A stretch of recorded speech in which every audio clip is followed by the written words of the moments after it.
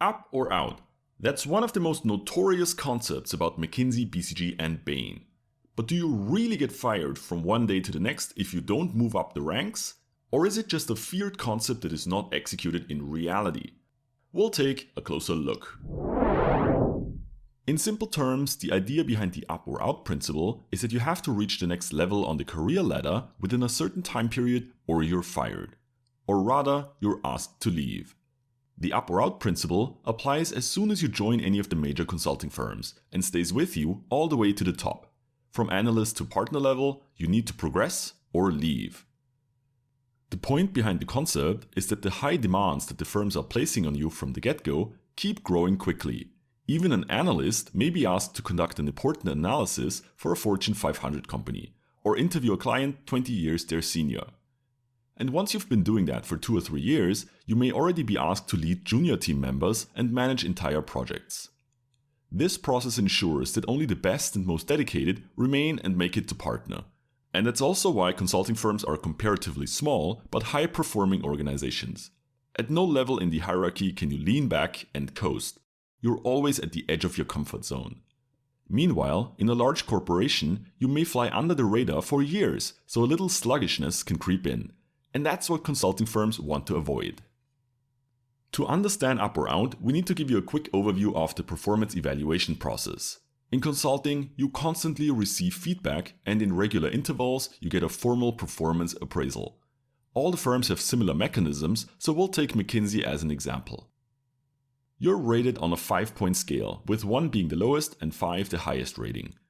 The ratings tend to follow a normal distribution, meaning that most get a rating of 3, fewer a 2 or a 4, and only a small fraction a 1 or a 5.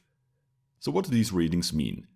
A rating of 3 means you're good, and you're on track to get the next promotion within the intended time frame. With a 4 or a 5, you're promoted earlier, by as much as 1 year sooner than scheduled, and of course you'll get a bigger bonus. With a rating of 2, you have issues. That's the danger zone.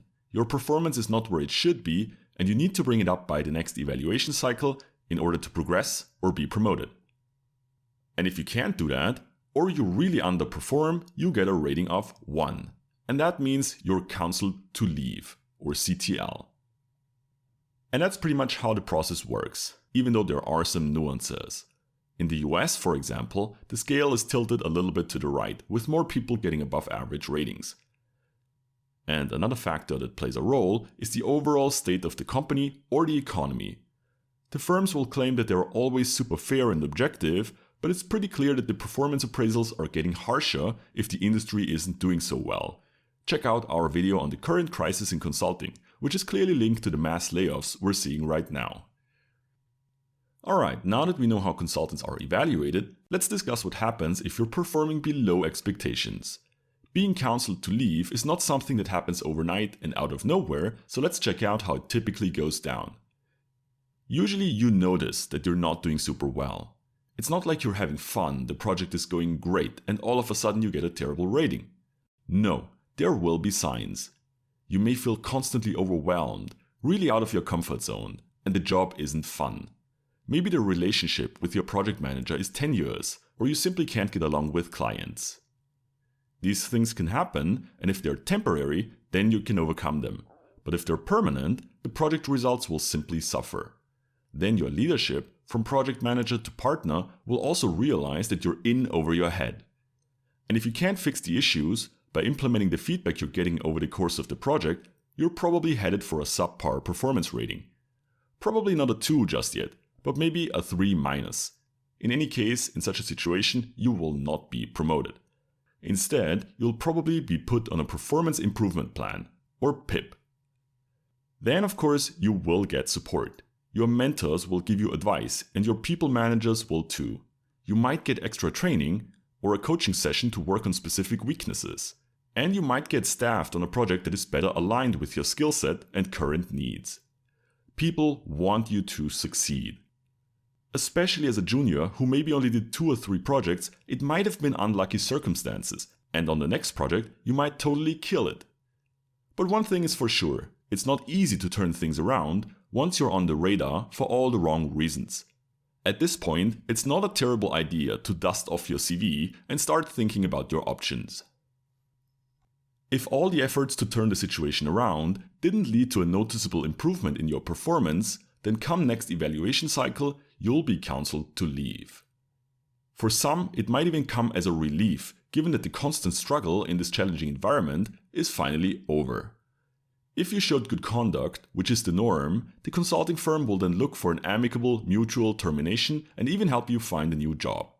Maybe you get a good severance package, or they keep you on the payroll for a couple of months, sometimes 6 months or longer, depending on how long you've been with the firm. You probably won't even be staffed on new projects anymore, and you can use the time to reach out to your network of colleagues, friends, and clients to find a new job. Also, the partners you worked with might connect you with their network to help you make a good exit. For more senior consultants leaving, there are sometimes even career counselors and outplacement services. The reason for this great support is that the consulting firms don't want any bad blood between them and their alumni. Even if you're counseled to leave, you have a great skill set that got you hired in the first place, and now you also have the name of the consulting firm to put on your CV. So you're perfectly placed to succeed in the corporate world. And one day, once you've climbed the corporate ladder, it might be your job to hire consultants. So it's absolutely not in the consulting firm's interest to kick you out and burn bridges. Maintaining a strong and positive relationship can pay dividends decades down the line. That's why you're always part of the alumni network and invited to all sorts of events. Before we close, we'd like to offer some guidance in case one day you see the writing on the wall.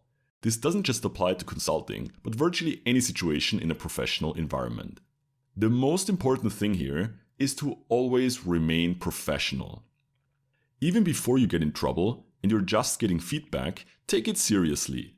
Don't brush it off or reject it. You might disagree with it, but usually there's a kernel of truth in it. A senior leader at your firm has seen way more action than you and can give you actually valuable guidance.